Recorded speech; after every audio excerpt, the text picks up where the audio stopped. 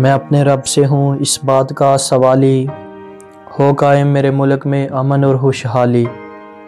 اس ملک کا آسمان جب رات کو چمکتا ہے، تب آسمان پر چمکنے والے سارے تارے ہمیں احساس دلاتے ہیں کہ اس ملک کی زمین ہی نہیں، آسمان بھی بہت پیارا ہے۔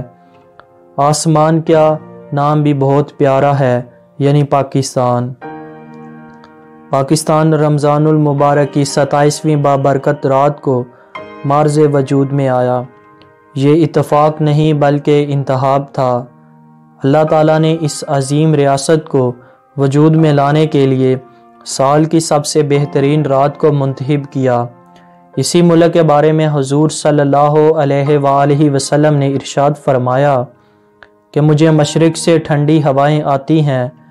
اسی بارے میں علامہ اقبال لکھتے ہیں، میرے عرب کو آئی ٹھنڈی ہوا جہاں سے، میرے عرب کو آئی ٹھنڈی ہوا جہاں سے، میرا وطن وہی ہے، میرا وطن وہی ہے۔ پاکستان ہمارا وطن نہیں، مذہب ہے۔ یہ مدینہ ثانی ہے۔ دنیا کی پہلی نظریاتی ریاست مدینہ منورہ ہے اور دوسری پاکستان۔ پاکستان ایک روح اور ایک نظریہ ہے جس کو ختم نہیں کیا جا سکتا۔ پاکستان کا کنٹری کوڈ 92 ہے۔ جس طرح 786 کا علم الاعداد کی گنتی میں مطلب بسم اللہ ہے، اسی طرح 92 کا مطلب محمد صلی اللہ علیہ وآلہ وسلم ہے۔ پاکستان کو حاصل کرنے کے لیے ہمارے بزرگوں نے لازوال قربانیاں دی جن کو کبھی فراموش نہیں کیا جا سکتا۔ نظریہ اسلام ہی نظریہ پاکستان ہے۔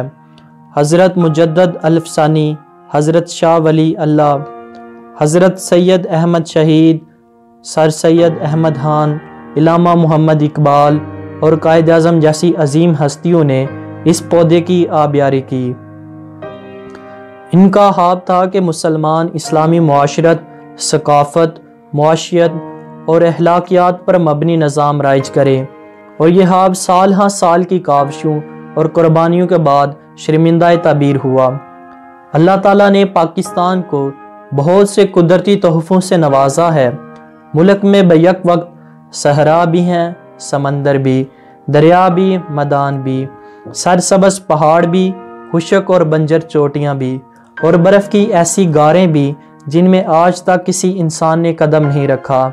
اس کے علاوہ وادی جہلم، کگان، کلاش، سوات، ہنزا اور وادی نیلم جیسی حسین وادیاں پاکستان میں جنت کا عکس پیش کرتی ہیں۔ یہی وجہ ہے کہ پاکستان دشمنوں کی آنکھوں میں کھٹکتا ہے اور دشمن نے اسے ختم کرنے کے لیے ہر ممکن کوشش کی لیکن ناکام رہے۔ دہشت گردی کسی بھی ملک یا قوم کے لیے ناپسندیدہ چیز ہے۔ پاکستان کو دہشت گرد ملک کہنے والے اصل میں خود دہشت پھیلانے والے ہیں۔ آئے اب ہم آپ کو بتاتے ہیں کہ پاکستان میں دہشت گردی کیسے آئی۔ 11 ستمبر 2001 میں امریکہ میں ہونے والا 9/11 کا واقعہ تو آپ سب کو یاد ہوگا۔ اس واقعہ کے بعد امریکہ نے افغانستان پر حملہ کرتے ہوئے اپنی فوج افغانستان میں داخل کر دی۔ اس جنگ میں پاکستان نے امریکہ کا ساتھ دیا، مگر اس کا نتیجہ یہ نکلا کہ پاکستان کو خود دہشت گردی کا سامنا کرنا پڑا۔ ہم نے کسی کی جنگ لڑی لیکن نقصان ہمیں خود اٹھانا پڑا۔ حکومت پاکستان کے مطابق دہشت گردی کے خلاف ملکی اقتصاد کو لگ بھگ $68 بلین کا نقصان اٹھانا پڑا۔ حکومتی نالائکیوں اور اداروں کی نااہلی کی وجہ سے آئے روز پاکستان میں دھماکوں کی گونج سنائی دیتی جس میں بے شمار معصوم لوگ مارے جاتے۔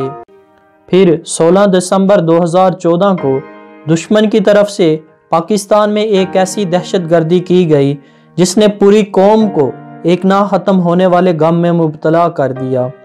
اس واقعے کے بعد پوری قوم اور ملک کے تمام اداروں نے یکجا ہو کر دہشت گردی کے خلاف جنگ لڑی اور دہشت گردی کو شکست دی، اور یہ جنگ ابھی بھی جاری ہے۔ ناظرین کرام، پاکستان ایک پرامن ملک ہے۔ پاکستان کے پاس دنیا کی سب سے بڑی مصنوعی جھیل تربیلا جھیل ہے۔ دنیا میں سب سے میٹھے اور لذیذ آم شجاع آباد پاکستان کے مانے جاتے ہیں۔ دنیا کا سب سے بڑا ہائیڈرو کاربن کا ذخیرہ آپ کے تھر سے نکلا ہے، جو کہ بیک وقت پر سعودی عرب، ایران اور عراق کے مجموعی تیل کے ذخائر کے برابر ہے۔ یہ ملک کوئی عام ملک نہیں، اس کو کبھی چھوٹا نہیں سمجھنا۔